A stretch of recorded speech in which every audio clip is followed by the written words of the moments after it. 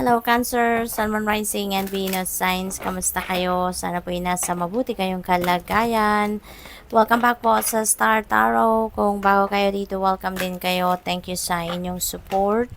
I truly appreciate it po. God bless you all.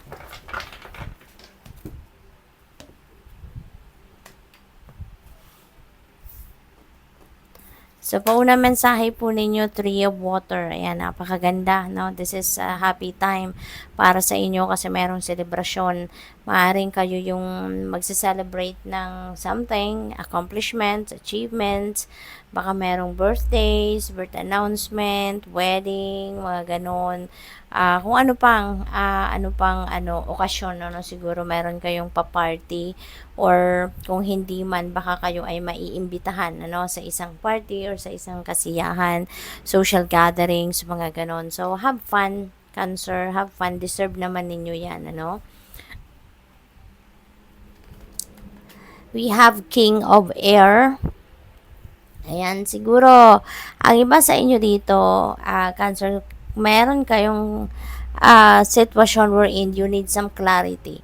Maring bizarre para sa inyo ang sitwasyon, kaya kailangan ninyo dito ng kalinawan sa inyong isipan and maybe you are going to ask for help, professional help, professional advice or opinion dito regarding kung ano man ang inyong sitwasyon, maaari din na ang iba sa inyo nahihirapan kayong mag-express ng kung ano ang laman ng inyong isipan sa ngayon, maybe because you are not sure, 'di ba?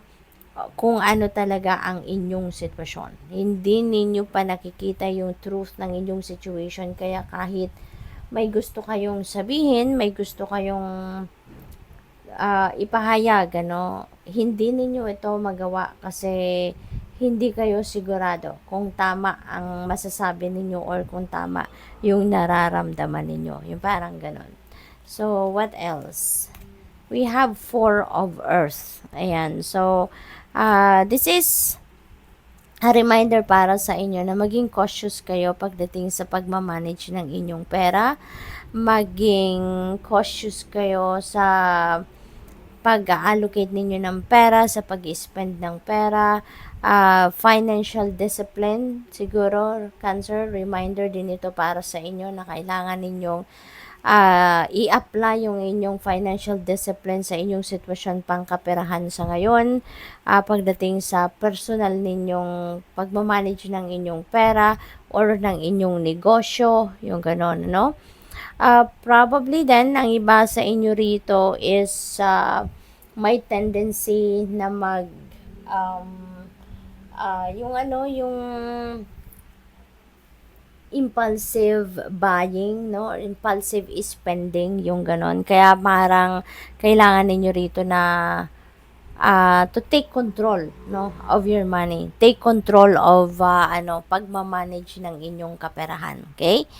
What else? We have Ace of Air. Ace is a new beginning, Cancer, kaya most likely meron kayo ritong sisimulang bagong sitwasyon at saka meron din dito mga paparating na brilliant new ideas, new inspiration, mga new information, yung mga ganon, at maaaring itong mga impormasyon na to, ito yung magbibigay ng susi or magiging susi para doon para makita ninyo yung totoong yung truth or yung heart ng inyong situation, yung mga ganon. So what else? We have Queen of Fire. Ayan, napakaganda. You're going to be very confident about yourself. Lalabas dito yung intelligence ninyo, yung diligence ninyo sa inyong mga ginagawa.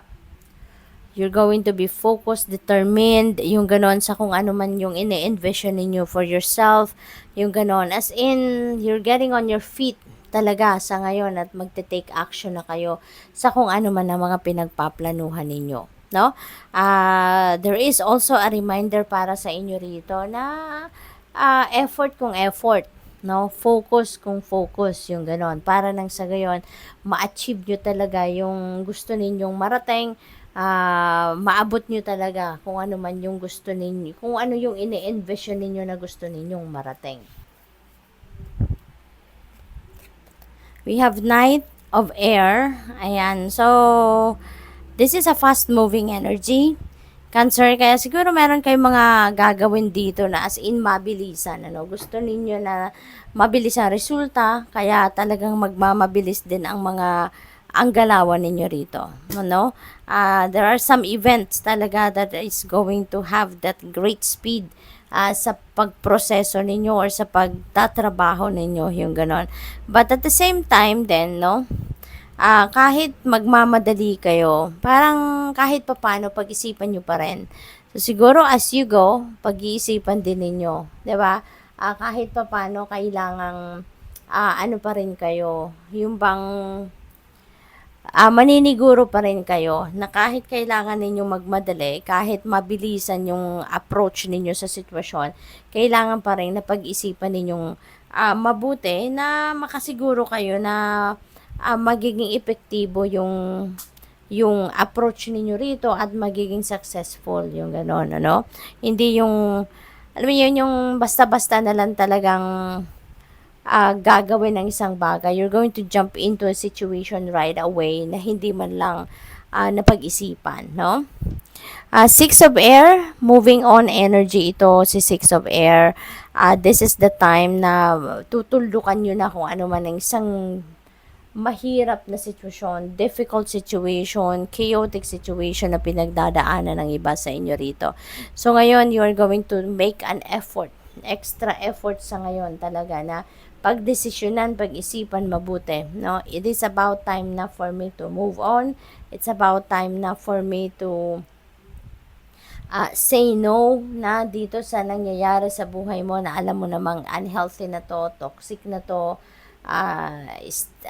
energy draining na to para sa'yo, no? So, maaring iiwanan mo na ang sitwasyon na to. There is a desire for you to leave this, no? At tutulukan mo na yung isang difficult situation na to sa buhay ninyo. So, kung nagre-resonate ito sa inyo, no? Kung sumasakto ito sa inyong sitwasyon, alam ninyo kung ano itong sitwasyon na napapagod na kayo, nahihirapan na kayo, you've tried everything na para ma-save ito or mag-improve pa ang sitwasyon pero talagang wala na. So, maybe this is your turning point na it's about time na for me to move on with my life. Meron ditong travel, no, na involved para sa iba sa inyo. So, siguro magra-relocate ang iba, maaring mamamasyal lang ang iba, magtutour, magbibisita sa kung kapamilya, mahal sa buhay, yung ganon. What else? We have Two of Air. Ayan. So, may decision, you know, yung decision na ito, maaaring related ito dito sa Six of Air. So, siguro talagang pinag-iisipan ninyong mabuti ito before you move on. Talagang pinag-isipan ninyo itong mabuti. No? Maybe dinisect nyo talaga ang bawat sitwasyon na pinagdaanan ninyo rito hanggang sa maaring finally you're going to be ready na para harapin ang bagong buhay at maaring magdedesisyon talaga kayo rito na tama na. No, this is it. This is it na. Tutuldukan ko na to. I'm going to move on with my life. So, maaring you will end up making a decision like that. So, good luck. Thank you for watching. Love and light. Namaste.